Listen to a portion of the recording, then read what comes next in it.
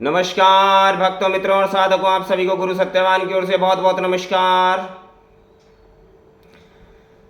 आज हम एक बहुत ही महत्वपूर्ण विषय की ओर चर्चा करेंगे।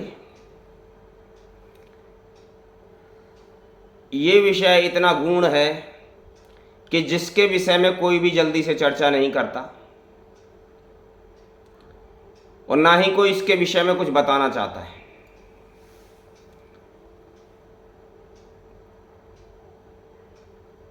विषय क्या है?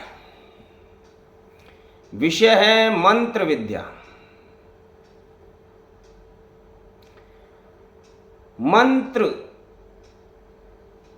मंत्र क्या है?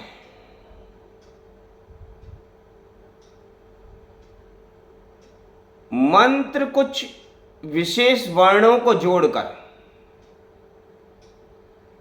जब एक शब्द का रूप धारण कर लेता है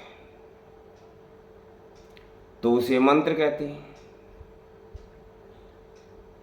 और मंत्र क्या है? मंत्र मन की तरंगे हैं। मन की तरंगों के कारण ही मंत्र गति करता है। शब्द ही शक्ति है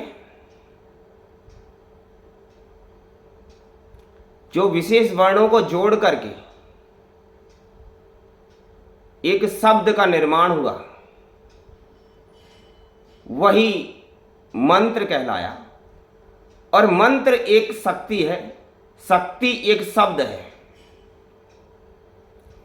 परंतु यह इतना आसान और सहज नहीं है। इसके पीछे के मूल को समझना होगा सबसे पहले कि साधकों को सिद्धि क्यों प्राप्त नहीं होती।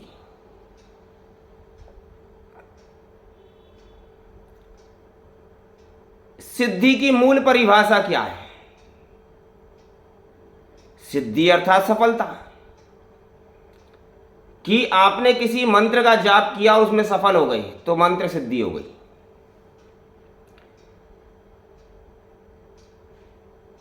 दूसरा, मंत्र सिद्ध क्यों नहीं होते? मंत्र सिद्ध ना होने के पीछे, और मंत्र के कितने प्रकार होते हैं, मंत्र के सिद्ध ना होने के पीछे और मंत्र के कितने प्रकार होते हैं, इनको समझना होगा कि आखिर कारण क्या है।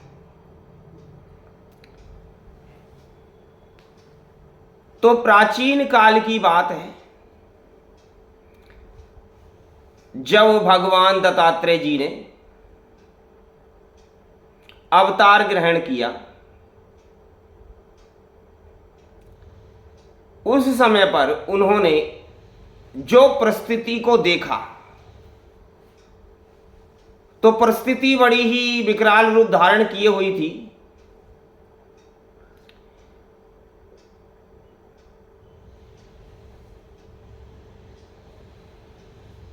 कुछ लोग वैदिक मंत्रों का प्रयोग करके, तांत्रिक मंत्रों का प्रयोग करके, सार्विक जो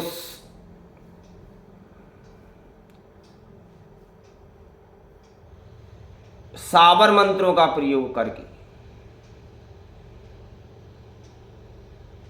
वैदिक, तांत्रिक और ये आपका साबर मंत्र,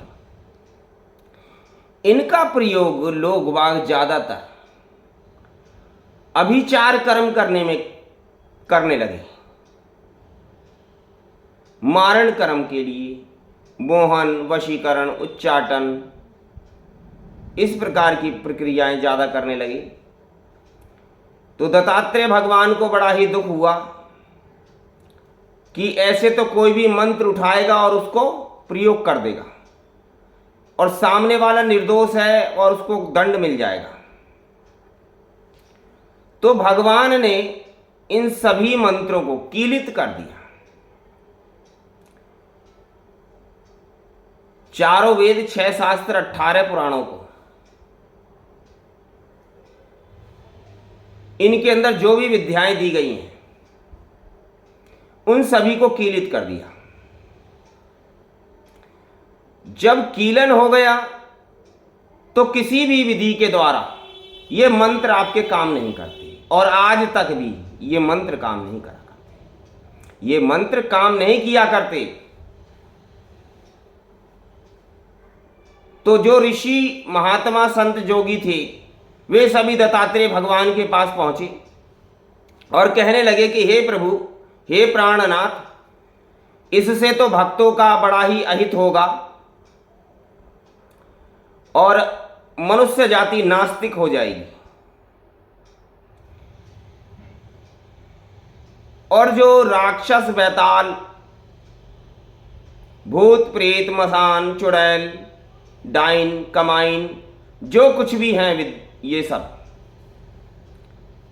सब उपद्रव मचाएंगे और इनको रोका नहीं जा सकेगा, क्योंकि परमेश्वर आपने सभी प्रकार की विद्याओं को कीलित कर दिया है।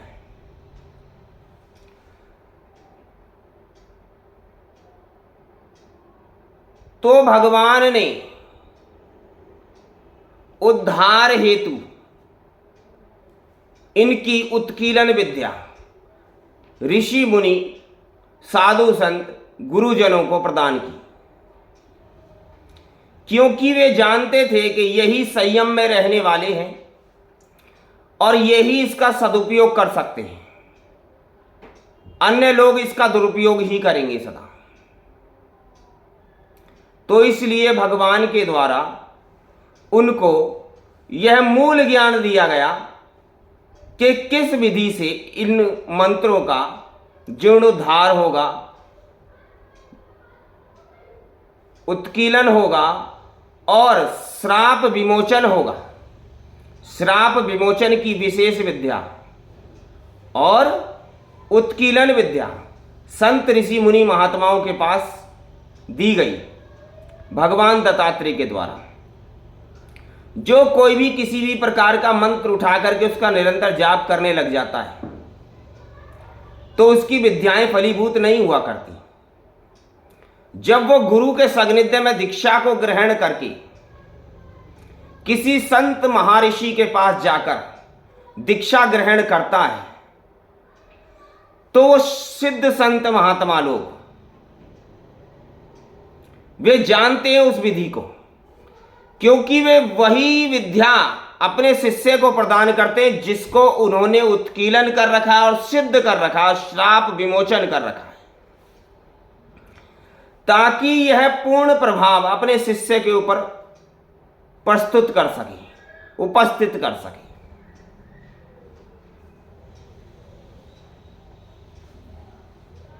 तो इस प्रकार से भगवान ने, दत्तात्रेय जी महाराज ने ऋषि, मुनि, संत, महात्माओं को, गुरुओं को यह विद्या प्रदान की, जिसके द्वारा से जब संतों से इस विद्याओं को ग्रहण किया जाता है तभी यह फलीभूत हुआ करती है। अन्यथा आप कितना भी इसका जप निरंतर करते रहें, इससे कुछ प्रभाव नहीं पड़ेगा,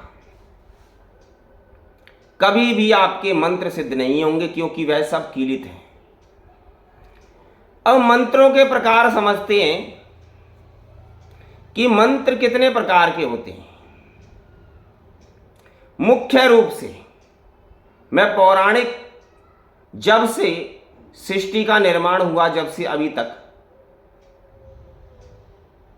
कुछ विशेष प्रकार के मंत्रों के विषय में चर्चा कर रहा हूं। वैदिक मंत्र जिनको सभी लोग जानते हैं, तो वैदिक जो मंत्र हैं, जैसे वैदिक मंत्रों में मूल गायत्री है, ओम भूर्भुवः स्वः, इस प्रकार से। और ये तो हो गए वैदिक मंत्र, बहुत सारे मंत्र हैं वैदिक, जात वेद से, इस प्रकार से भिन्न प्रकार के वैदिक मंत्र हैं।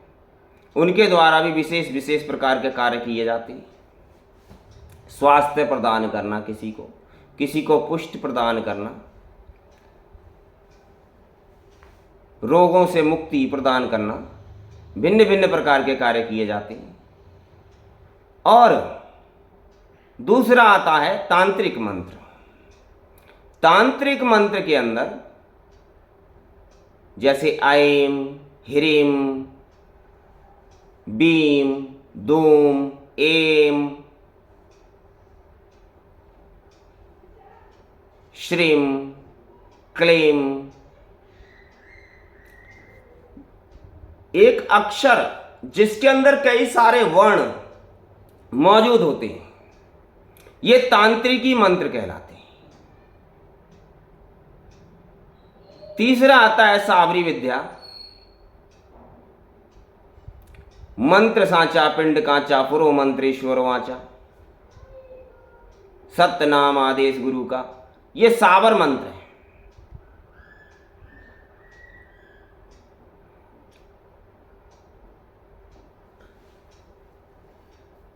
कुछ मुसलमानी मंत्र हैं, कुछ जैनी मंत्र हैं, कुछ बौद्ध मंत्र हैं, कुछ तिब्बती मंत्र हैं।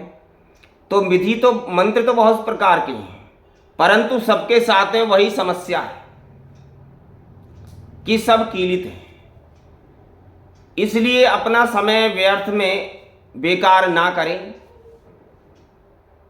जिसको भी आपको उचित लगता है, आपको हृदय के अंदर गुरु का भाव आता है, वहीं से दीक्षा ग्रहण करके विद्या को हासिल करें, ग्रहण करें और उसके पश्चात ही मंत्र जाप आरंभ करें, ताकि आपके आगे का रास्ता खुल सके, आप आध्यात्मिक उन्नति कर सकें।